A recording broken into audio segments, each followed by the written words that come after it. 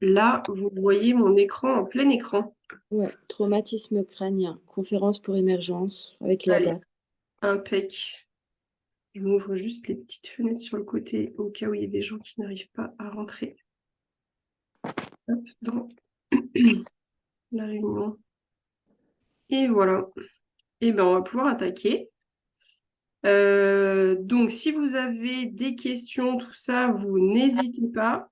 Ce que je fais, c'est que moi, de mon côté, je désactive vos micros là pour l'instant pour pas qu'il y ait de bruit parasite sur l'enregistrement, etc. Mais vraiment, vous n'hésitez pas à intervenir à tout moment si vous avez une remarque, une question, un commentaire, quoi que ce soit. Vous ne gênez pas. Et puis, donc, on attaque donc cette petite présentation sur le trauma crânien. Alors, est-ce que je relis mon truc? Est-ce que ça veut bien marcher? Voilà. Pour rappel, c'est des conférences qu'on fait vraiment pour vous, qui sont faites avec amour par nos soins, avec beaucoup de temps et de photos qui nous appartiennent. Donc pour ces raisons-là, pour des raisons de propriété intellectuelle, on vous demande de ne pas diffuser ces conférences. Et accessoirement aussi, des fois, on utilise pour vous illustrer des tableaux ou des photos qui sont pas à nous, donc sur lesquels on n'a pas les droits. Donc voilà, là pour des droits d'image, on vous demande de ne pas diffuser ces conférences. Merci d'avance à tous. Donc pour le plan, voilà un petit peu toutes les choses qu'on va aborder. On va revoir quelques généralités sur le trauma crânien, la physiopathe, alors sans rentrer non plus dans des détails extrêmement poussés, mais les grandes choses sur le trauma crânien, des éléments de diagnostic, les examens complémentaires qu'on peut faire sur des traumas crâniens, et après toute l'approche thérapeutique de ce patient. À la fois, c'est un patient traumatisé, donc la prise en charge globale du patient traumatisé, et plus spécifiquement les traitements spécifiques au traumatisme crânien et après un petit mot sur le pronostic. Donc, qu'est-ce qu'un traumatisme? Un traumatisme, c'est un dommage tissulaire, enfin c'est plutôt des dommages tissulaires d'apparition plus ou moins aiguë et qui résulte d'une force extérieure. Selon le type de traumatisme, on va retrouver, selon le type de force qui est appliquée, on va retrouver des traumatismes contondants, donc là où il n'y a pas de pénétration en fait à l'intérieur du corps, et les traumatismes pénétrants. Ce qu'on voit, nous, essentiellement en médecine vétérinaire et en urgence, ça va être beaucoup tout ce qui est accident de la voie publique, les chutes, dont les parachutistes, tout ce qui est bagarre. Après, il y a tout un tas de causes de plaies pénétrantes diverses et variées. Et quelquefois, on a aussi des cas de maltraitance ou des choses un petit peu plus rares, heureusement. La blessure traumatique, elle peut être relativement minime. Donc, on peut avoir une lacération unique, une morsure unique, des choses qui sont assez localisées. Et parfois, on a vraiment des traumatismes qui sont graves avec mise en jeu du pronostic vital, notamment lorsque ça atteint plusieurs systèmes. Donc, il y a évidemment dans les grandes choses tout ce qui va être crâne. Donc, ça, on va le voir plus particulièrement. Mais après, tout ce qui est aussi thorax et abdomen qui peut être relativement grave. Et ce qui est important dans les traumatismes, c'est qu'on a toujours un risque qui est immédiat, qui est lié directement aux lésions qui sont faites par le traumatisme, et on a toujours un risque retardé aussi avec tout un tas de complications qui peuvent survenir par la suite. Notre rôle à nous de vétérinaire urgentiste, il est très important parce qu'on a déjà un grand rôle de triage. Il faut essayer de reconnaître les patients graves pour lesquels on peut avoir mise en jeu du pronostic vital et il faut démarrer une prise en charge d'urgence adaptée de manière à maximiser les chances de survie. Donc si on parle un petit peu plus, donc ça c'était sur le trauma, si on revient un petit peu plus sur le trauma crânien, c'est quand même assez fréquent chez le chien et le chat. C'est très sous-diagnostiqué, c'est-à-dire qu'il y a plein de fois où on ne met pas vraiment en évidence un traumatisme crânien, alors qu'il y en a vraiment eu un. Donc on les retrouve essentiellement en médecine vétérinaire lors des accidents de la voie publique, des chutes, et donc surtout les parachutistes, tous les autres traumas contondants, et lors de bagarres avec des congénères, notamment lorsqu'ils sont attrapés directement au niveau de la tête ou secoués violemment, des choses comme ça. Les lésions physiques de trauma crânien, elles sont seulement parfois visibles à l'examen clinique. C'est-à-dire que dans seulement un tiers des cas, on va avoir des lésions visibles au niveau de la tête, au niveau de la face du crâne. Typiquement, ça c'est un chat qui s'était pris une voiture. On se doute bien, vu l'examen clinique, que effectivement ça a tapé au niveau de la tête. Mais ça, c'est seulement un tiers des cas. Dans les deux tiers des cas, il n'y a pas de lésion externe visible pour nous orienter sur le fait qu'il y a eu un traumatisme crânien. Donc, ça rend son diagnostic relativement difficile. Et puis, ce qui est aussi important, c'est que c'est souvent un patient qui est polytraumatisé. Ça a tapé la tête, mais ça n'a pas que tapé la tête. Donc, c'est vraiment des patients qui peuvent être en urgence vitale, sur lesquels il faut absolument évaluer un petit peu toutes les grandes fonctions. Donc ça, on reverra dans l'approche globale du patient traumatisé. Mais est-ce que ses voies aériennes sont perméables? Est-ce qu'il arrive à s'oxygéner, à ventiler? Est-ce qu'on a des signes d'hypovolémie, d'hémorragie? Est-ce qu'on a des plaies pénétrante au niveau du thorax de l'abdomen? Et bien sûr, on va s'intéresser tout particulièrement au traumatisme crânien. Donc, revenons maintenant un petit peu sur la physiopathologie du traumatisme crânien.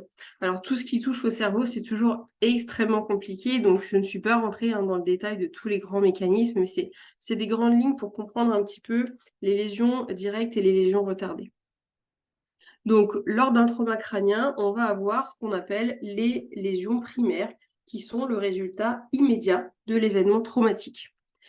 On en a différents types avec différents niveaux de gravité. Donc, en moins grave, en premier, on a la commotion cérébrale. Là, c'est une lésion qui est assez peu sévère, avec une perte de conscience possible, mais qui est vraiment très fugace. Ça peut être quelques secondes, on peut ne même pas l'avoir vue. Et il n'y a pas de lésion histopathologique sous-jacente réelle.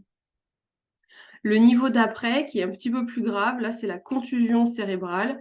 Ce sont des hémorragies et ou des œdèmes cérébraux qui sont associés à des signes cliniques qui peuvent être modérés, mais qui peuvent être aussi plus sévères. En tout cas, c'est plus grave que la commotion. Et on peut avoir une perte de conscience là qui peut aller jusqu'à plusieurs minutes. Et la lésion, et donc dans la contusion cérébrale aussi, ce qui est important, c'est qu'on va avoir les lésions de cou. Alors, est-ce que quand j'amène ma petite souris, je ne sais pas si vous la voyez sur l'écran, ma souris, si quelqu'un peut me dire dans la petite conversation. Oui, c'est bon. Génial.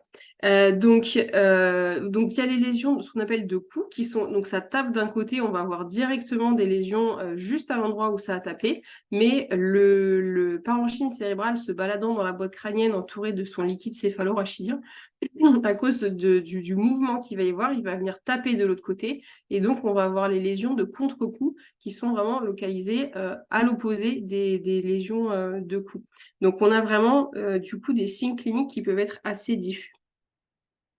Et donc la lésion la plus grave, c'est la lacération cérébrale, où là, on a vraiment des lésions qui vont aller s'infiltrer à l'intérieur du parenchyme cérébral, vraiment lacérer le parenchyme. Et on peut avoir là des signes neurologiques qui vont être beaucoup plus diffus, beaucoup plus graves et qui dépendent bien sûr de la localisation de la lésion.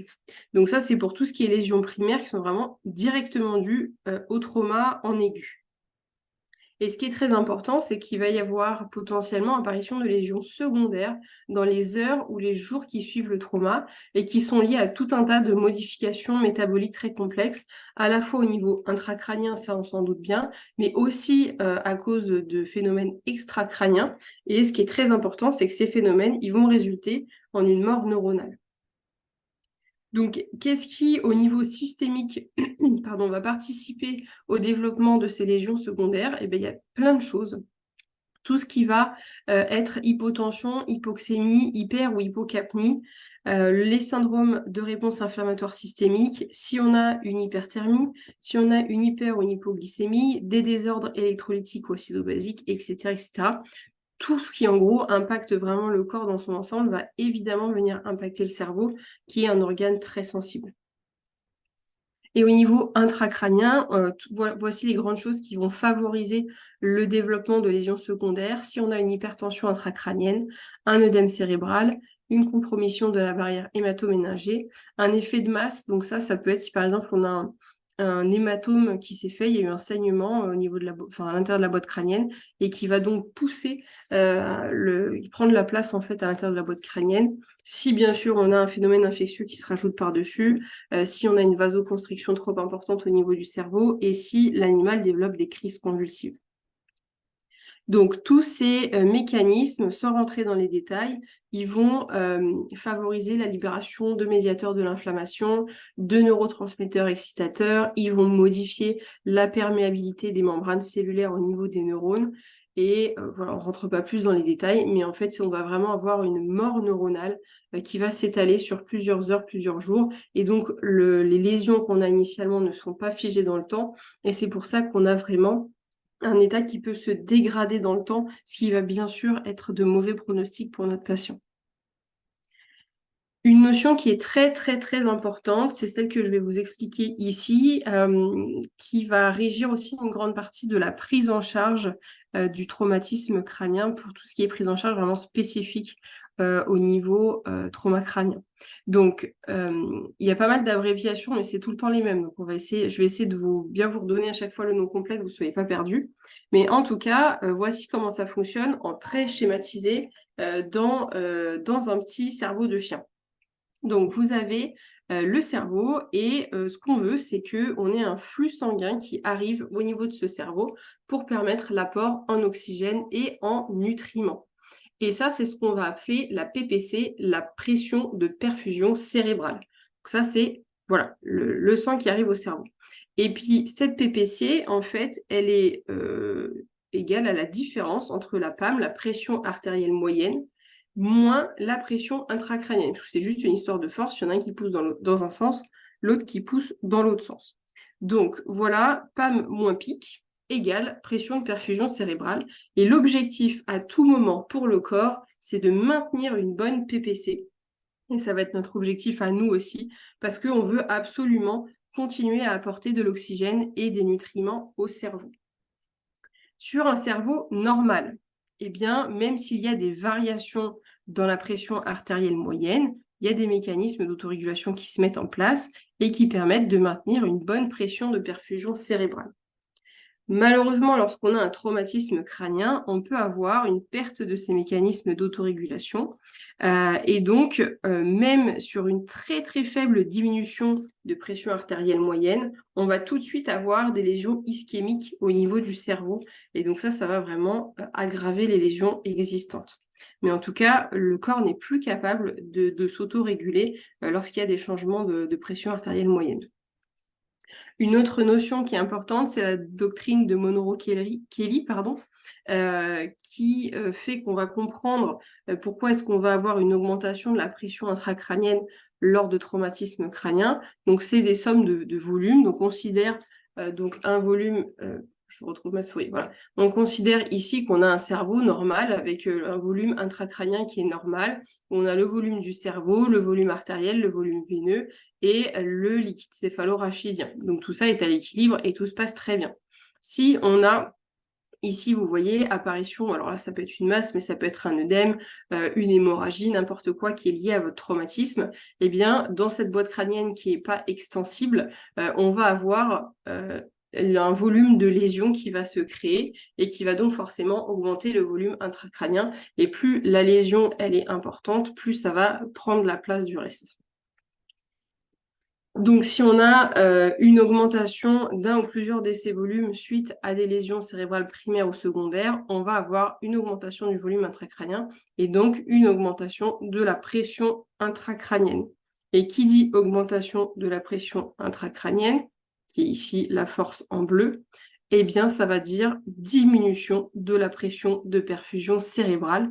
Donc, le cerveau n'est plus correctement irrigué et on a donc une aggravation des lésions cérébrales. Il y a un mécanisme compensateur qui va se mettre en place et qu'on va essayer de rechercher à l'examen clinique. Donc, on a dit, on a ça, la pression de perfusion cérébrale qui est égale à la pression artérielle moyenne moins la pression intracrânienne. Et donc, qu'est-ce qui se passe? Si la pression intracrânienne, elle augmente, donc là, on a vu le cerveau, il est démacié, il y a une hémorragie, je sais pas quoi, ça augmente. Et bien, pour maintenir la pression de perfusion cérébrale, le corps va donc augmenter la pression artérielle moyenne. C'est pour ça que lors d'un traumatisme crânien avec une hypertension intracrânienne, on peut aller rechercher l'apparition d'une hypertension artérielle systémique et par compensation, il va y avoir une bradycardie.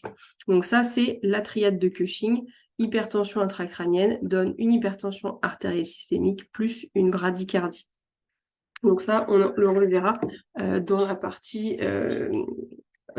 examen clinique, diagnostic, etc. qui va arriver juste après. Donc, parlons justement du diagnostic de ce traumatisme crânien. Enfin, évidemment, c'est un animal traumatisé, donc il faut évaluer le patient dans son ensemble à la recherche de toute anomalie qui peut être liée ou non au traumatisme. Donc on a dit, dans un tiers des cas, on va avoir des lésions au niveau de la tête, mais pas toujours. Et puis donc on peut avoir tout un tas d'autres lésions ailleurs en fonction du traumatisme initial.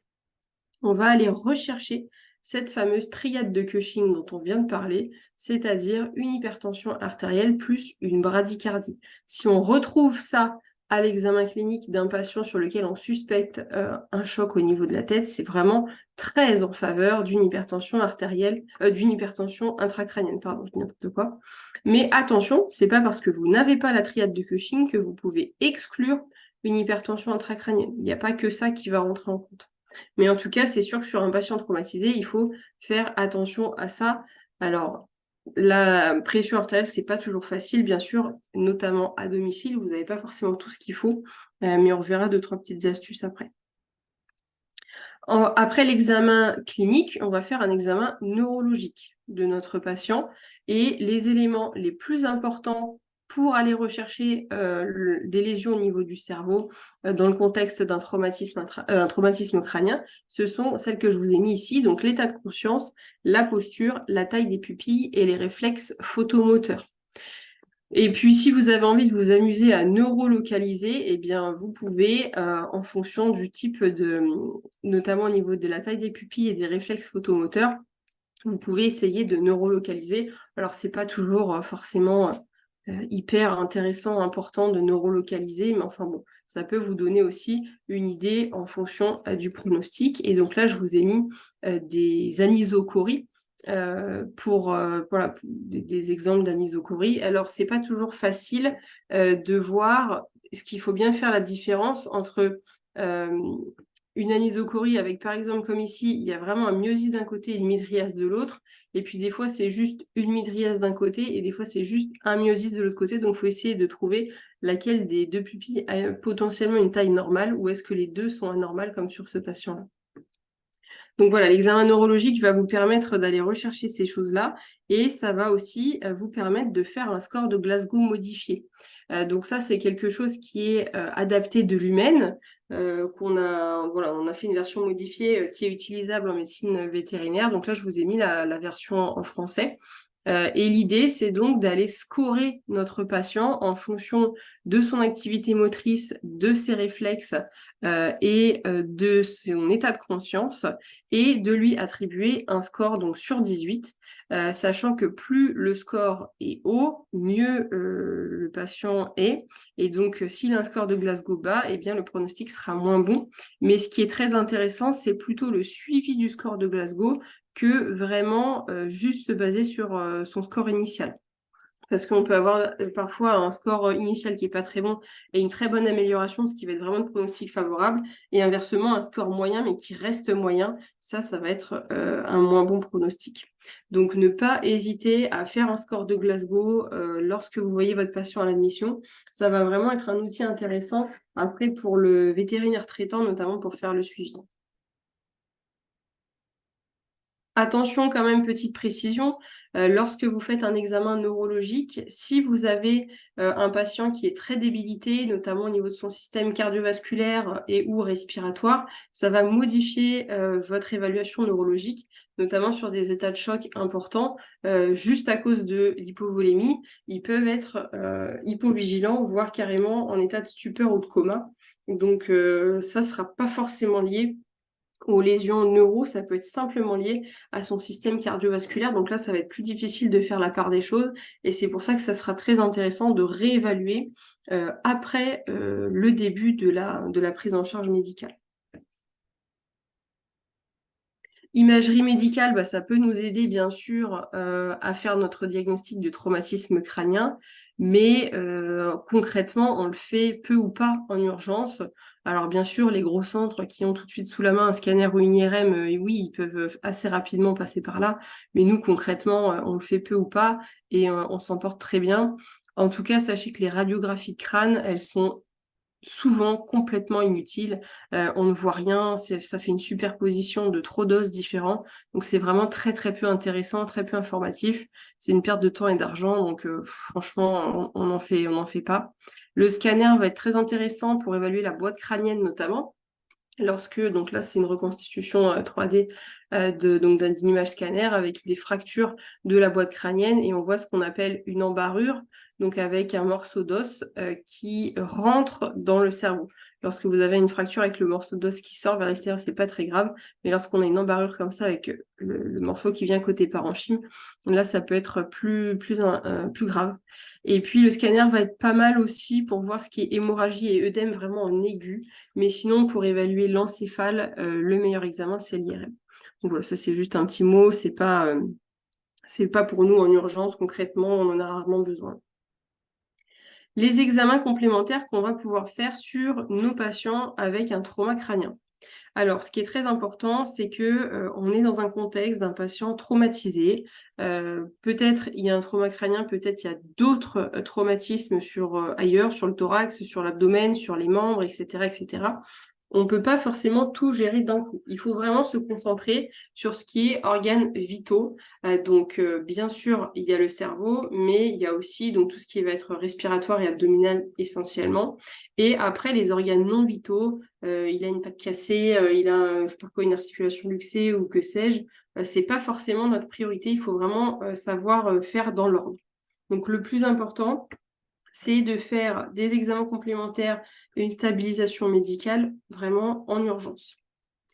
Dans les examens qui sont intéressants à faire sur ces patients traumatisés, il y a évidemment l'échographie POCUS si jamais vous avez une sonde portative ou vous êtes en clinique et que vous avez un échographe. Donc on va aller faire les POCUS pour aller rechercher des lésions au niveau thoracique et abdominal. C'est un examen qui est très simple, très rapide. On est rapidement performant aussi. Donc ça, faut vraiment pas hésiter. Alors, c'est pas une course sur le POCUS, donc je vais pas m'étendre là-dessus. Mais on va aller rechercher au niveau abdominal des épanchements, notamment, avec les 4 fenêtres hépatiques, cystocoliques, rein droit, rein gauche. Et puis au niveau du thorax, on va aller rechercher des épanchements, des signes de poumon humide ou de pneumothorax. Donc là, c'est sûr qu'un patient traumatisé, si vous avez un échographe, il a le droit à son POCUS. Ça, c'est clair et net. Ce qui va plus intéresser tout le monde, parce que là, que ce soit à la clinique ou à domicile, vous pouvez tout à fait faire une grande partie de ces examens-là. Il y a le minimum database. Donc, en urgence, il faudrait pouvoir faire l'hématocrite ou l'hémoglobine, les protéines totales, la glycémie, les lactates. Et si possible, si on est en clinique, on n'hésite pas à rajouter le iono, le gaz du sang, et au moins une bioche de base pour aller voir les reins et le foie. Donc, à domicile, vous ne pouvez pas tout faire, mais n'oubliez pas que vous êtes quand même pas mal équipé et qu'il y a pas mal de petites choses que vous pouvez faire et qui sont très importantes sur ces patients-là. Petite précision, on est dans un contexte de traumatisme crânien et donc, dans ces cas-là, on va éviter tout ce qui pourrait potentiellement augmenter la pression intracrânienne et donc, il est interdit de faire des prises de sang à la jugulaire sur les patients avec trauma crânien parce que tout simplement, en étendant le cou et surtout en comprimant la jugulaire, on va limiter le retour veineux et donc on va augmenter la pression intracrânienne. Donc pas de jugulaire sur ces patients, on va préférer des veines périphériques si c'est possible. Alors, on commence avec les lactates. On en a déjà parlé dans un certain nombre de confs, des lactates, donc peut-être vous n'apprendrez rien, peut-être vous apprendrez des choses. Ce sont des marqueurs d'hypoxie cellulaire, et c'est un marqueur d'hypovolémie. Alors, pas que, il y a différents types de lactates, mais nous, ce qui nous intéresse, c'est ceux-là dans le contexte d'une hypovolémie. Et c'est un marqueur qui peut être plus précoce parfois que les signes cliniques ou que la mesure de la pression artérielle. Je vous ai remis ici les valeurs usuelles, comme ça, voilà, si vous avez un doute, ça peut toujours être utile de les avoir sous la main. Et l'utilisation, elle est vraiment très rapide, très facile, même à domicile. On prend une petite goutte de sang, du sang veineux, du sang capillaire, ça marche, tant qu'on a une goutte suffisamment grosse. On fait notre dosage et en pratique, qu'est-ce qu'on voit? Si on met en évidence une hyperlactatémie, c'est qu'on a donc des signes d'hypovolémie et donc on va perfuser notre patient avant de le réévaluer Donc là, CF, les confs sur les lactates ou les confs sur la fluido qu'on a déjà faites. On reparlera un petit peu de la fluidothérapie tout à l'heure. Donc en tout cas, c'est sûr qu'un patient traumatisé, il doit avoir ses lactates. Qu'est-ce qu'il doit avoir d'autre? Il doit avoir sa glycémie. Pourquoi on fait la glycémie? Alors, on peut aller rechercher une hypoglycémie. C'est pas fréquent, mais c'est possible, notamment lorsqu'on a un phénomène septique sur des races miniatures, des patients pédiatriques, et surtout si notre traumatisé crânien, il a commencé à convulser.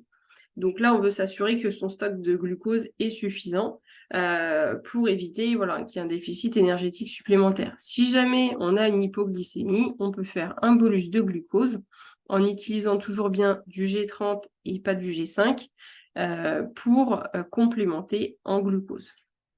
Donc, hypoglycémie, c'est quand même pas fréquent sur ces cas de trauma. Par contre, ce qu'on va vraiment vouloir aller chercher, c'est des hyperglycémies qui sont un facteur pronostic négatif, donc dans les traumas en général, mais aussi et notamment dans les traumatismes crâniens. Alors, il y a des études très jolies en humaine qui sont faites, et là, il y en a une notamment du JAVMA de 2001 sur 52 chiens et 70 chats, ce qui est déjà pas mal pour une étude vétérinaire. Et dedans, ils ont mis en évidence que la glycémie était plus élevée dans le groupe trauma crânien par rapport au groupe contrôle et que la sévérité de l'hyperglycémie était significativement associée à la sévérité du trauma crânien. Donc, c'est vraiment un facteur pronostic négatif. Donc, ça peut aussi vous aider à orienter un petit peu votre discours par rapport aux propriétaires. Et ce qui est important aussi, c'est que du coup, on va essayer d'éviter de provoquer des hyperglycémies. Donc, si jamais on doit complémenter en glucose, on va y aller tranquille, on ne va pas faire des gros bolus. Et puis, si jamais on doit utiliser des médicaments, on va éviter d'utiliser des médicaments qui sont hyperglycémiants et notamment les corticoïdes. Donc ça, c'est interdit, mais on reviendra après plus tard parce que c'est interdit pour d'autres raisons. Voilà pour la glycémie. L'hématocrite et les protéines, ils peuvent nous servir aussi si jamais il y a eu des saignements. Donc ça nous permet de les détecter précocement et aussi d'avoir une valeur de base pour pouvoir faire un suivi par la suite de notre patient. Et pour détecter précocement un saignement, normalement, on va avoir un hématocrite qui va être dans les valeurs usuelles alors que les protéines vont baisser. Donc ça, c'est le phénomène de splénocontraction. Vous avez l'illustration ici.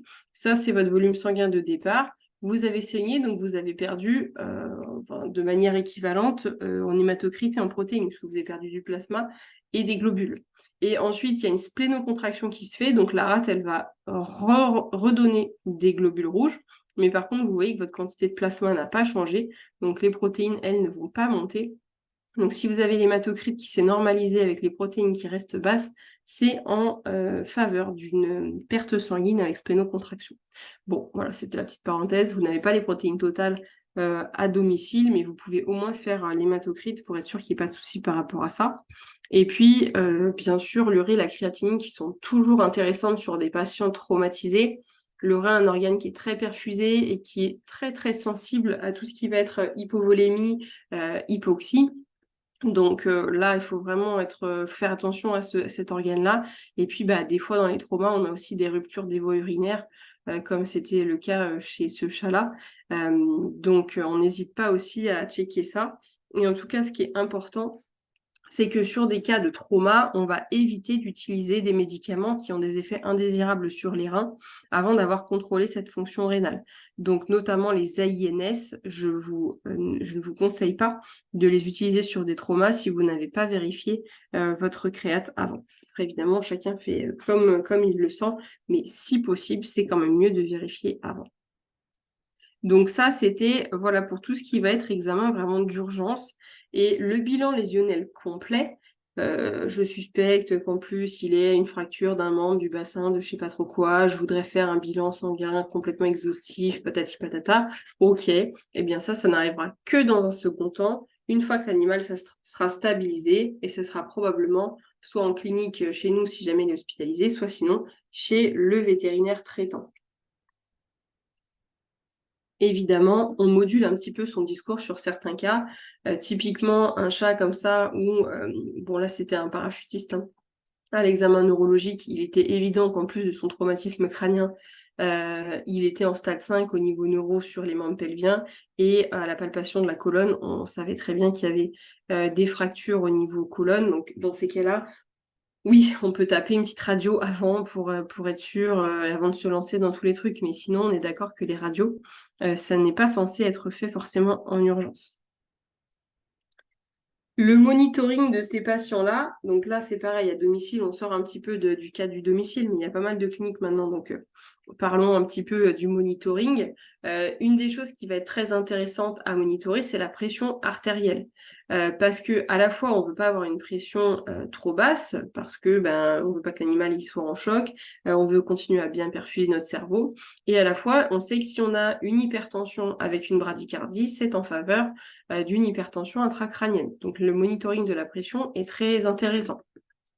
On monitore de manière clinique la pression artérielle. Donc on aimerait avoir des muqueuses roses, un TRC inférieur à 2 secondes, un pouls frappé, une fréquence cardiaque normale. Et puis si on a un Doppler ou avec un moniteur, si on peut faire des mesures oscillométriques, on n'hésite pas à faire des mesures, des suivis sur nos patients traumatisés. Vous pouvez très bien avoir un patient avec un trauma crânien qui, à l'admission, n'a pas d'hypertension et n'a pas d'hypertension intracrânienne. Et cette hypertension intracrânienne va se développer dans les heures qui suivent l'arrivée à cause de l'œdème, etc., etc. Donc, c'est important de le suivre aussi dans le temps.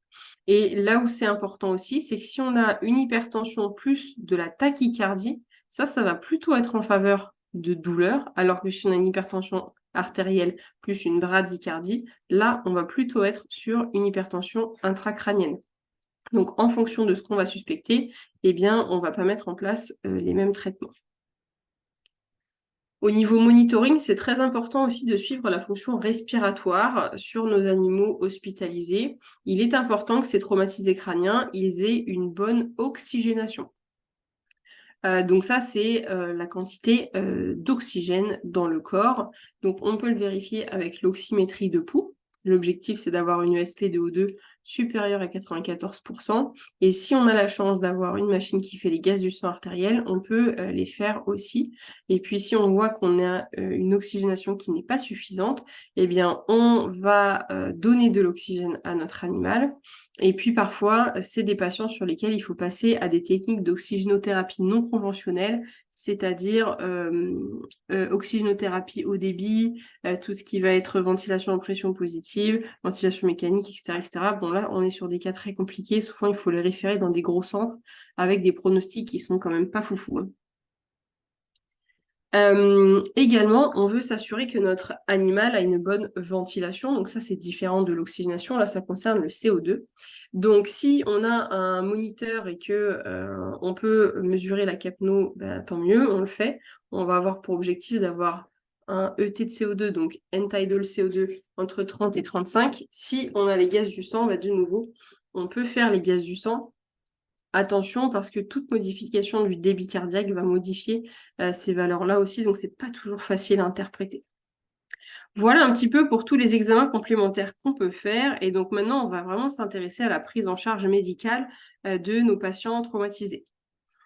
Donc d'abord, approche globale du patient dans son ensemble. Comme on a dit, on veut vraiment avancer sans nuire et on va vraiment s'intéresser aux organes vitaux, dont le cerveau, pour la stabilisation initiale. L'objectif de notre prise en charge, c'est à la fois de prendre en charge tout ce qui va être extracrânien, donc ventilation, oxygénation, maintien de la pression artérielle. Et puis après, on fera une partie sur vraiment les traitements spécifiques au traumatisme crânien et notamment tout ce qui est gestion de l'hypertension intracrânienne. Donc, pour la prise en charge globale de ce patient, on peut s'aider de la méthode ABCD si on le souhaite, on n'est pas obligé, mais on peut. Donc, avec les voies aériennes supérieures, la ventilation, la volémie, et puis après tout ce qui va être déficit neurologique et orthopédique. Donc, si on commence avec les voies aériennes supérieures, donc le A pour airway, on va évaluer ces voies aériennes supérieures. Est-ce qu'on a un obstacle à la ventilation? C'est-à-dire, on est quand même sur un trauma crânien a priori, donc est-ce qu'il a un tellement gros trauma crânien que sa face est complètement enfoncée, qu'on a trop de fractures, trop de sang, trop de je sais pas quoi, et que ça empêche l'animal de ventiler? Si on a un obstacle à la ventilation, il faut restaurer la perméabilité des voies aériennes supérieures. Donc, on essaye au maximum de désencombrer la bouche, le nez. Parfois, il est carrément nécessaire d'intuber et sur des cas très, très graves, on passe à des trucs style trachéostomie d'urgence.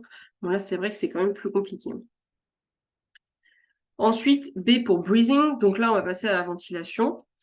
On va évaluer la ventilation du patient. Alors, bon, dans cette partie, j'ai un peu mis ensemble à la fois la ventilation et l'oxygénation, qui sont normalement donc deux choses différentes, mais on va tout regrouper sous le terme de ventilation.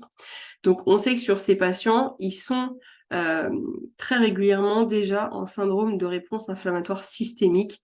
Et déjà, il y a une dette en oxygène au niveau de tous les tissus. Il y a souvent une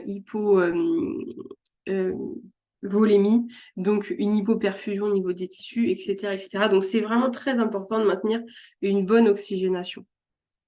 Donc, est-ce que mon animal respire efficacement? Est-ce qu'au niveau de sa fréquence respiratoire, on est bien ou pas? Et est-ce qu'au niveau de sa courbe respiratoire, on est bien ou pas? Est-ce qu'on a des signes d'hypoxémie? Donc ça, le mieux, si on a un oxymètre de pouls, c'est de prendre la saturation en oxygène.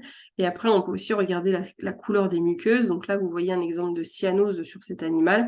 Attention, c'est un paramètre tardif. On commence à avoir de la cyanose à partir d'une saturation en oxygène en dessous de 85%, c'est-à-dire une hypoxémie vraiment grave déjà. Donc c'est très tardif.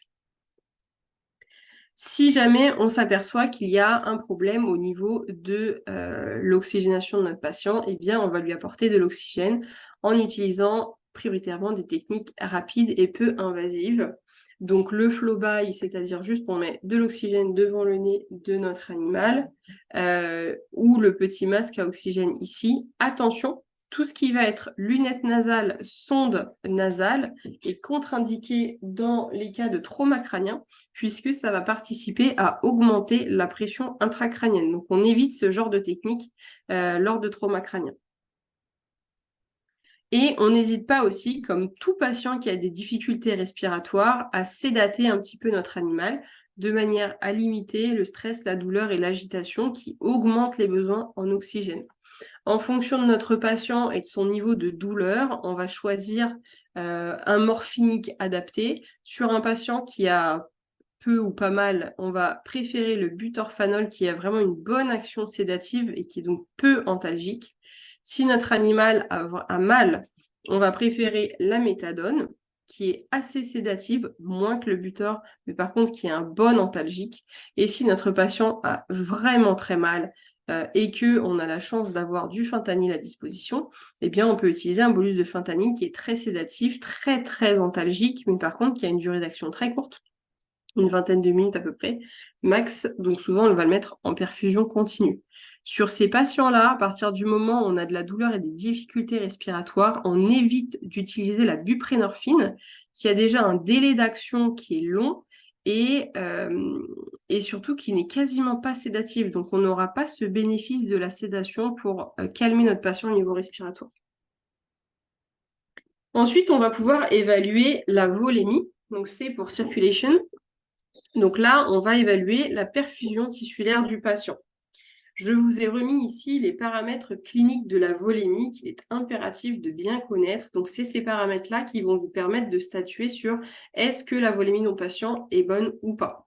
Donc, la fréquence cardiaque, la qualité du pouls, la couleur des muqueuses, le temps de remplissage capillaire, la température d'extrémité et le statut mental. Attention, ces paramètres sont bien différents des paramètres de l'hydratation. Muqueuse collante, perte d'élasticité cutanée, une ophtalmie. Voilà, ça c'est vraiment l'hydratation, ça n'est pas le même secteur. L'hydratation, on est sur du secteur interstitiel, voire intracellulaire, alors que les paramètres de la volémie, on est vraiment sur le secteur vasculaire. Et donc, je vous ai remis le petit tableau que je vous avais déjà donné plusieurs fois avec les modifications de ces paramètres-là en fonction de si votre choc est débutant, modéré ou sévère. avec plutôt, ce qui est important, c'est d'abord une tachycardie, puis une bradycardie chez le chien, et chez le chat, on va très souvent être d'emblée sur une bradycardie. Donc ça peut être aussi un petit peu difficile, parce que on a une bradycardie qui va s'installer, et puis on a une baisse du statut neurologique, et donc ça peut rendre notre évaluation neurologique et la recherche de cette triade de Cushing difficile chez ces patients-là. Si on peut, on n'hésite pas à mesurer la pression artérielle, soit au Doppler, soit avec une méthode oscillométrique. L'objectif étant d'avoir une pression artérielle moyenne entre 80 et 100, mais c'est pas toujours facile, notamment à domicile, vous n'êtes pas équipé avec ça. On peut approximer, alors je dis bien approximer, c'est très très grossier, la pression artérielle via la qualité du pouls dans l'artère métatarsienne dorsale, je vais y arriver. Donc c'est vraiment en face médiale des métatarses. C'est pas, on est vraiment un petit peu en médial. On va se mettre assez proche du tarse. Avec le bout des doigts, on va venir palper l'artère métatarsienne. Et généralement, elle va disparaître lorsqu'on passe en dessous de 70 de pression chez le chat et 55 chez le chien. Donc, si vous avez un pouls fémoral qui est pas bon, plus disparition du pouls métatarsien, on peut se dire, je pense qu'on est vraiment sur une hypotension. La prise en charge de ces hypovolémies, y compris à domicile, c'est très important. Si on veut maximiser les chances de survie de cet animal, il faut vraiment corriger les hypovolémies le plus rapidement possible. Et donc, on va commencer classiquement avec des bolus de cristalloïdes isotoniques, NaCl ou Ringer. Si vous avez déjà écouté certaines de mes confs, souvent je vais vous dire, quand vous ne savez pas, vous mettez du Ringer. Au moins vous êtes tranquille parce que c'est celui qui va dans presque tous les cas. Et bien pour le coup, pour une fois, le trauma crânien, c'est un des cas où ça va être plus intéressant d'utiliser le NaCl 09 parce que il va faire un petit peu plus appel d'eau au niveau du secteur vasculaire, on verra ça après. Mais en tout cas, pour les traumas crâniens, on n'hésite pas à utiliser le NaCl 09. Si vous utilisez du Ringer, ça irait très très bien aussi. Et on fonctionne avec donc des bolus intraveineux, 5 ml kg chez le chat, 10 ml kg chez le chien, sur une dizaine de minutes. Et on réévalue à la fois au niveau clinique, et si par exemple on avait fait les lactates, tout ça, eh bien, on peut refaire aussi pour voir si on a corrigé notre hypovolémie. Sur des cas un petit peu plus graves, et notamment lorsqu'on a des hypertensions intracrâniennes, on reviendra dessus après, on peut utiliser aussi des bolus d'hypertonique pour corriger la volémie. Ce qui est très important par contre, c'est le terme de patient normo-hydraté, parce que là, on va faire appel d'eau dans le secteur vasculaire, et que cette eau, il faut bien aller la prendre quelque part, et en l'occurrence, on va aller la prendre dans le secteur interstitiel et du coup, secondairement dans le secteur intracellulaire. Et donc, il faut que notre patient il soit normalement hydraté. S'il est déjà sec comme un pruneau et qu'on donne un hypertonique, on va finir de le sécher, il va être tout sec dans son cerveau et il va mourir. Donc, il faut quand même qu'il y ait un minimum de réserve pour pouvoir utiliser un hypertonique. Un médicament important qu'il faut penser à utiliser lors de traumatismes, et notamment là on est dans l'évaluation de la volémie, on peut suspecter quand même que ce soit des patients qui saignent quelque part au niveau thoracique, au niveau abdominal et aussi au niveau cérébral. Eh bien on peut utiliser un médicament qui est dans la grande famille des anti-hémorragiques, c'est l'acide tranexamique, Hexacil sous son nom commercial, qui est donc un antifibrinolytique, donc qui va limiter la fibrinolyse, c'est-à-dire qu'il ne va pas faire coaguler, mais une fois que l'animal a coagulé tout seul comme un grand, il va limiter la destruction des caillots. C'est un médicament qui a quasiment aucun effet secondaire, à part de provoquer des vomissements si on y fait une IV trop rapide, donc il ne faut pas hésiter à l'utiliser sur les traumas. La posologie, c'est 10 mg par kilo. Normalement, c'est IV lente. Après, c'est décrit aussi l'utilisation en sous-cutant en IM, mais ça peut être un peu irritant. Et on peut le faire 3 fois par jour et on peut augmenter la posologie sur des cas graves qui saignent beaucoup. Et c'est aussi, on peut le prescrire Péros pour un relais à la maison.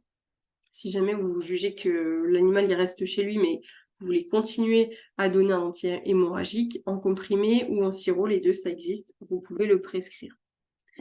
L'acide tranexamique, c'est vraiment une molécule très chouette. Il y a eu beaucoup d'études dessus en humaine récemment. Donc, notamment, ils ont fait plusieurs papiers qui sont liés entre eux. entre 2010 et 2019, ils ont inclus quand même 274 hôpitaux dans 40 pays différents, plus de 20 000 patients dans la première étude, plus de 12 000 dans la seconde, donc c'est vraiment des très grosses cohortes. Ils ont démontré l'innocuité du médicament chez les patients. Ça diminue significativement la mortalité liée au saignement dans les traumas. Et nous, ce qui nous intéresse aussi beaucoup là, chez l'homme, on a une diminution significative de la mortalité liée au trauma crânien si l'injection, elle est faite dans les 3 heures qui suivent le trauma. Donc, ça limite vraiment les saignements au niveau du parenchyme cérébral. Donc, il ne faut pas hésiter à faire de l'hexacil sur ces patients traumatisés, notamment s'ils ont un trauma crânien. Et c'est important de le faire tout de suite parce qu'on voit bien qu'on a ce cut-off des 3 heures. Et pour ceux qui utiliseraient encore de l'hémocède, donc l'étamsilate, franchement, il faut arrêter d'utiliser l'hémocède. On n'a aucune preuve d'efficacité sur cette molécule-là. Si vous tapez étamsilate doc dans PubMed, vous voyez que vous obtenez 8 résultats, ce qui est ridicule. Il y en a des centaines avec l'acide tranexamique. Le mode d'action, même vous regardez les RCP d'étamsilate, on ne sait même pas comment ça marche. Il n'y a quasiment aucune étude dessus.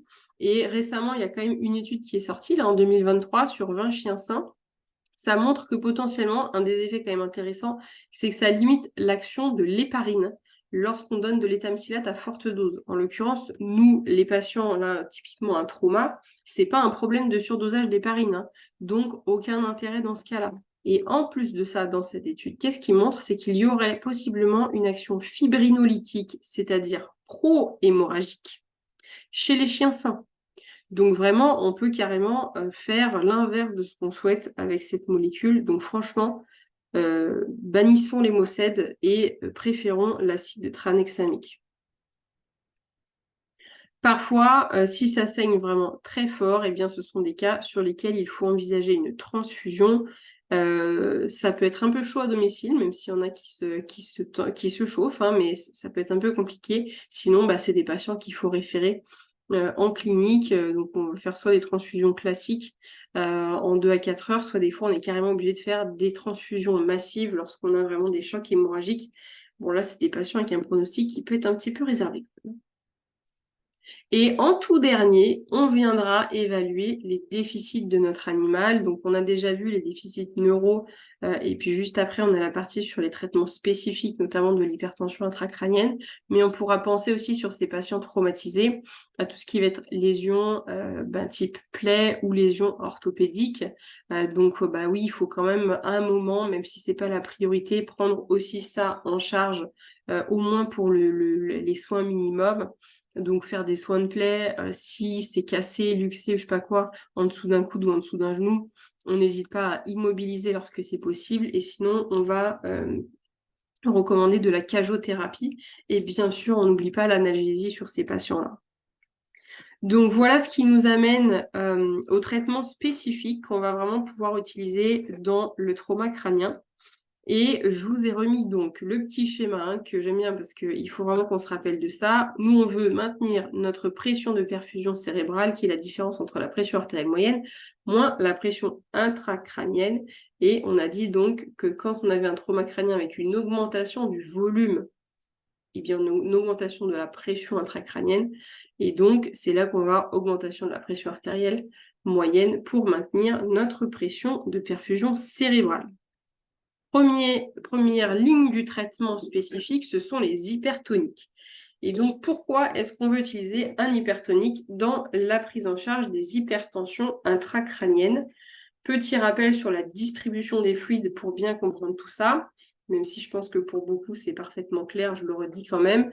L'osmolarité, qui s'appelle aussi la tonicité d'un fluide, c'est le nombre de particules osmotiquement actives par litre de solution. Donc, ce qui est schématisé avec les petits points verts ici, et une formule qui donne une approximation, mais quand même assez juste, de l'osmolarité du plasma chez l'homme ou chez les animaux de compagnie, c'est 2 fois la concentration en sodium, plus la concentration en glucose, plus la concentration en urée. Donc ça, ce sont les 3 molécules principales qui vont créer l'osmolarité du plasma. Et ça va déterminer les mouvements d'eau entre les compartiments, puisque l'eau va toujours vouloir aller du milieu le plus hypotonique vers le milieu le plus hypertonique. Et donc ça, d'un milieu à l'autre, ça peut être par exemple d'un secteur vasculaire vers le milieu interstitiel ou vers le secteur intracellulaire, etc., etc. Et donc justement, ces ions, ils ne sont pas répartis pareil en fonction du secteur. Donc il y a le secteur intracellulaire où c'est les ions de potassium qui sont majoritaires et le secteur extracellulaire qui comprend à la fois le secteur interstitiel et le secteur intravasculaire où là c'est vraiment le sodium, l'ion majoritaire, et le chlore, mais on s'en fout un peu du chlore, il suit le Na. Donc c'est vraiment le sodium qui est l'élément principal et c'est lui qui va créer les mouvements d'eau. Donc, lorsqu'on va perfuser un cristalloïde, si ce cristalloïde il est isotonique, donc on a la même tonicité de fluide entre le milieu intracellulaire et le milieu vasculaire extracellulaire, eh bien, il ne va rien se passer. Il y a un équilibre entre les deux milieux. Si on perfuse un hypotonique, eh bien, l'eau va aller du milieu le moins concentré en molécules osmotiquement actives vers le milieu le plus concentré. Donc, ça va rentrer dans les cellules et ça va provoquer une lyse au niveau des cellules. Donc ça, attention, hein, ça marche aussi au niveau des neurones. Donc attention au risque de perfusion avec les hypotoniques. Et enfin, l'hypertonique, et nous, c'est ça qu'on va vouloir faire. On veut faire sortir de l'eau depuis la cellule et notamment depuis le neurone qui est œdémacié vers le milieu extracellulaire. Donc pour ça, on va utiliser des hypertoniques et on va commencer avec le mannitol. Donc le mannitol, c'est quoi? C'est un glucide, hein, en ol, c'est un glucide qui n'est pas métabolisé ou quasiment pas par le corps et qui va être donc éliminé quasiment tel quel au niveau du glomérule. Il est excrété et il n'y a pas de réabsorption dans les tubules. Donc vraiment, c'est un sucre qui va partir tel quel dans les urines et en fait, il va entraîner une diurèse osmotique parce que donc c'est une molécule qui est osmotiquement active. Donc quand elle est dans le plasma, elle fait appel d'eau et quand elle passe dans les urines, eh bien, elle fait appel d'eau aussi. Donc, ça va fortement augmenter la diurèse et provoquer l'évacuation de ce volume. Les propriétés du mannitol, c'est que ça diminue la pression intracrânienne, ça améliore donc la pression de perfusion cérébrale, ça améliore le flux sanguin cérébral et ça a aussi quelques probables propriétés anti-radicaux libres. Les effets du mannitol, quand on va le perfuser dans les premières minutes, on va avoir des effets sur la rhéologie sanguine, c'est-à-dire que ça va réduire la viscosité sanguine. Donc ça permet d'améliorer le flux sanguin cérébral et la délivrance en oxygène au cerveau. Et puis dans les 15 à 30 minutes qui suivent l'injection et pendant 1h30 à 6 heures, on a ces effets hyperosmotiques qui se mettent en place. Donc ça va faire appel d'eau depuis le parenchyme cérébral vers le secteur vasculaire. Et donc, c'est comme ça qu'on va pouvoir diminuer notre pression intracrânienne. La posologie du mannitol, on va généralement faire des bolus entre 0,5 et 1 g par kilo en IV lente sur 15 minutes. Et c'est une molécule que l'on peut répéter si besoin. Il faut éviter de le mettre en perfusion continue parce que lorsque la barrière hémato-méningée ou hémato-encéphalique est exposée trop longtemps au mannitol, elle va avoir tendance à augmenter sa perméabilité, ce qui peut aggraver l'œdème cérébral. Donc, il vaut mieux faire des bolus répétés que de mettre en perfusion continue. Et attention, il faut bien poursuivre ensuite avec une perfusion d'un cristalloïde isotonique parce que, comme on a dit, il va provoquer une diurèse osmotique, donc on va avoir une perte de volume important. Donc, il faut quand même maintenir un volume circulant suffisant. Donc, on n'hésite pas à mettre une perfusion ensuite d'un cristalloïde isotonique quelconque. Attention, je ne sais pas si vous l'avez déjà vu, mais le mannitol, ça cristallise quand la température descend. C'est un médicament qu'il faut garder à température ambiante, mais si la température descend un petit peu, mais sans même qu'il fasse froid, hein, vraiment, ça cristallise très vite. Bien sûr, on ne va pas le perfuser tel quel, il faut le réchauffer au bain-marie, si possible en position verticale pour que ça ne trempe pas, jusqu'à ce que les cristaux soient complètement dissous avant de le perfuser à notre animal. Donc ça, c'était pour le mannitol. Et on a un autre hypertonique qu'on va pouvoir utiliser, c'est le NaCl 7,5 ou 10%, peu importe. Et c'est une alternative qui est intéressante chez certains patients. Pourquoi? Alors, on va retrouver ces mêmes propriétés de diminution de la pression intracrânienne et d'amélioration de la pression de perfusion cérébrale, mais on va aussi améliorer le statut hémodynamique, puisqu'on n'a pas de diurèse osmotique, donc ça va faire appel d'eau dans le secteur vasculaire, et ça va vraiment rester dans le secteur vasculaire. Donc, on va augmenter la volémie et donc la pression artérielle. Donc, c'est un fluide qui est très intéressant chez des patients qui sont hypotendus et ou en choc hypovolémique. Donc, ça, il va falloir le prendre en compte.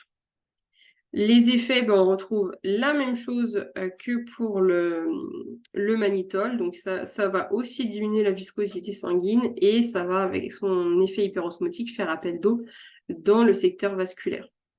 La posologie, quand on fait des bolus d'hypertonique, c'est 3 à 5 ml kg en nivellant sur 15 minutes et on peut répéter les bolus au besoin. Donc, petit tableau synthétique pour ça. Lorsque vous avez un trauma crânien sans, a priori, d'hypertension intracrânienne et que vous avez quand même des signes d'hypovolémie, comme on disait tout à l'heure, voilà, c'est un patient traumatisé, etc., vous voulez faire un bolus, on va prendre un cristalloïde isotonique, si possible le NaCl 0,9.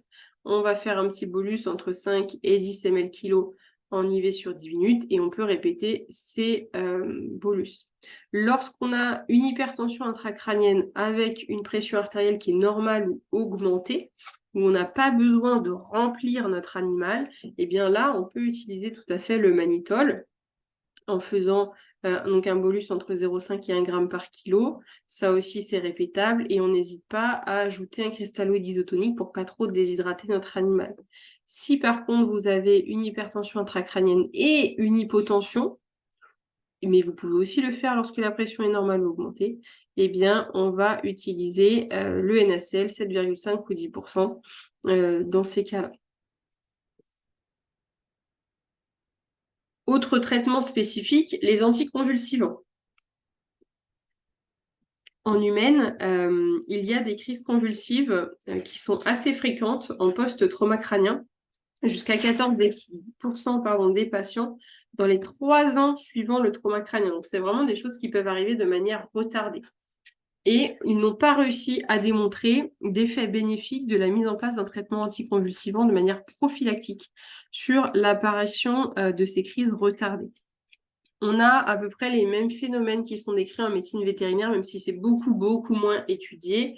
Il y aurait jusqu'à 7% des chiens qui ont eu un trauma crânien qui vont développer des crises convulsives secondaires dans les jours à années qui suivent. Lorsque on a des crises convulsives qui interviennent par contre en hospitalisation en post-trauma crânien, là on recommande quand même une prise en charge et parfois une prise en charge qui peut être assez agressive.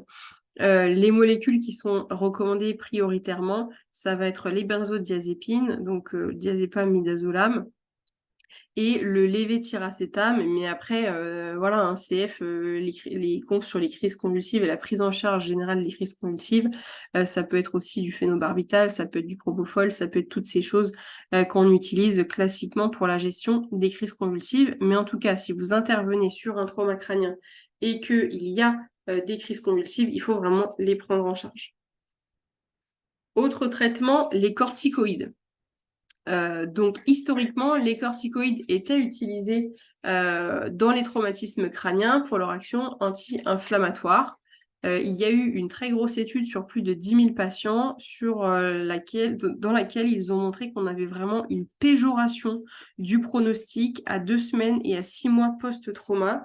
Donc actuellement, ils ont vraiment des recommandations qui sont très fermes en humaine de la Brain Trauma Foundation qui recommande de ne pas utiliser de corticoïdes dans les traumatismes crâniens. Et donc, par extension, en médecine vétérinaire, eh bien, on devrait appliquer aussi ces recommandations-là. Concernant le furosémide, il était aussi dans le temps utilisé, on va dire, pour réduire l'œdème cérébral.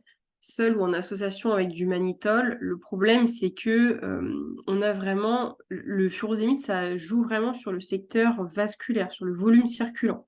Et donc, en fait, ça va provoquer une augmentation donc, de la diurèse et une diminution du volume circulant. Donc, on va baisser la pression artérielle, donc la PAM qu'on avait tout à l'heure, et donc on risque vraiment de diminuer drastiquement la pression de perfusion cérébrale. Et en fait, on est plus délétère qu'autre chose à utiliser le furosémide. Donc pareil, la Brain Trauma Foundation recommande de ne pas utiliser de furosémide seul ou en association avec le mannitol dans les cas de traumatisme crânien, sauf si vous l'utilisez pour une autre indication type OAP ou que sais-je. Mais en tout cas, si c'est pour gérer l'hypertension intracrânienne, il vaut mieux ne pas en utiliser.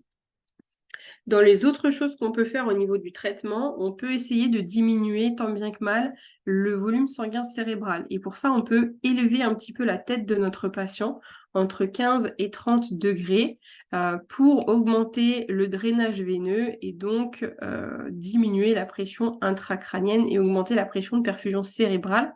Attention à plutôt utiliser un plan incliné. Alors l'idéal, c'est carrément les espèces de coussins comme ça triangulaires, mais sinon une planche ou n'importe quoi de rigide pour pas que ça fasse en fait un truc avec vraiment un cran, parce que si le cou est vraiment fléchi, ça risque d'occlure partiellement les jugulaires, donc de diminuer le retour veineux et en fait d'aggraver la pression intracrânienne. Il y a aussi des méthodes qui sont décrites en humaine pour la diminution du métabolisme cérébral, pour essayer de protéger un petit peu le cerveau. C'est des techniques qui sont complexes, qui sont très peu décrites en médecine vétérinaire. Et en humaine, ils vont les réserver aux hypertensions intracrâniennes qui sont réfractaires à toutes les prises en charge chirurgicales et médicales. Notamment, ils vont engendrer des comas barbituriques et faire des hypothermies thérapeutiques pendant quelques heures jusqu'à 48 heures pour essayer de protéger le parenchyme cérébral. Il n'y a quasiment rien de décrit en médecine vétérinaire, donc pour l'instant, on ne sait pas trop. Voilà pour les traitements et un petit mot sur le pronostic pour ces traumas crâniens. Le pronostic à l'admission, il est souvent très difficile à établir. Un élément intéressant, c'est vraiment le premier examen neuro et pourquoi pas le score de Glasgow si on peut le faire. Mais on sait que c'est beaucoup plus intéressant de faire le suivi de ce score de Glasgow que juste se fier sur le tout premier. Lorsqu'on a une stagnation ou une diminution du score de Glasgow dans les premières 48 heures, on sait que ça va vraiment être de moins bons pronostics. Et ce qui est important aussi, c'est que dans les études, ils ont constaté qu'on pouvait avoir des récupérations qui sont parfois vraiment complètement spectaculaires, notamment chez les jeunes animaux et surtout chez le chaton, même lorsque, à l'admission, ils ont vraiment des troubles neurologiques extrêmement graves. Donc, il faut essayer de ne pas les condamner et vraiment de s'appliquer sur cette stabilisation médicale initiale et se laisser au moins 24-48 heures pour voir ce que ça donne, parce que des fois, on peut vraiment avoir des choses assez incroyables. Ils ont encore une plasticité cérébrale qui leur permet pas mal de choses. Les facteurs pronostiques négatifs en humaine, eh bien, on retrouve cette hyperglycémie qui est vraiment importante à déceler, qui a été aussi mise en évidence en médecine vétérinaire, on l'a dit tout à l'heure, même si pour le moment, il n'y a pas d'étude qui a permis de vraiment conclure sur le fait que l'hyperglycémie seule soit un facteur pronostic négatif en médecine vétérinaire, c'est décrit en humaine. Et puis, lorsqu'on a une diminution de la concentration en hémoglobine en hospitalisation aussi en humaine, c'est un facteur pronostic négatif. Et puis, ce qui est important aussi au niveau du discours, c'est de toujours prévenir les propriétaires du risque de séquelles d'un point de vue neurologique qui peuvent être plus ou moins graves et qui peuvent être d'une durée indéterminée. Des fois, c'est vraiment transitoire. Des fois, on a vraiment des choses qui vont durer toute la vie de l'animal. Donc, il peut vraiment y avoir des séquelles.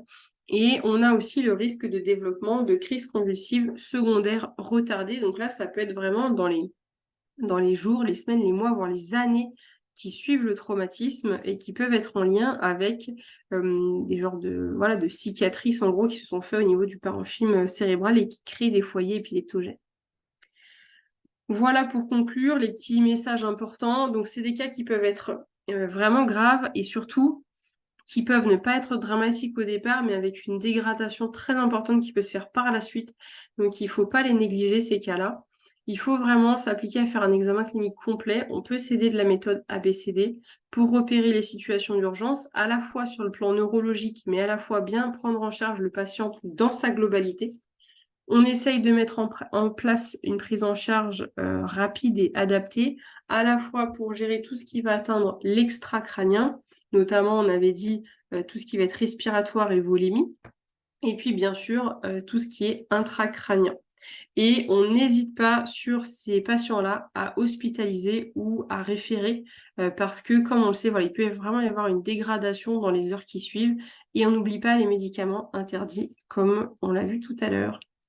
Je vous ai remis aussi une petite diapo ici. L'essentiel de la conf a été préparé quand même avec le Silverstein, qui est donc le bouquin de ref, et puis quelques autres articles, voilà, si ça vous intéresse. Voilà, je ne sais pas si vous avez des questions.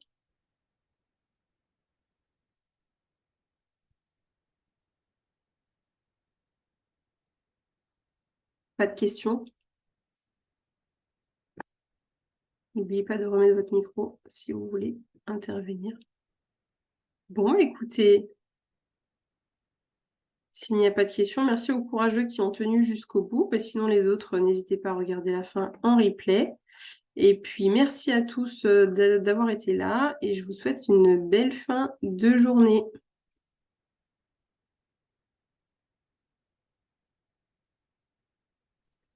Bisous! Salut!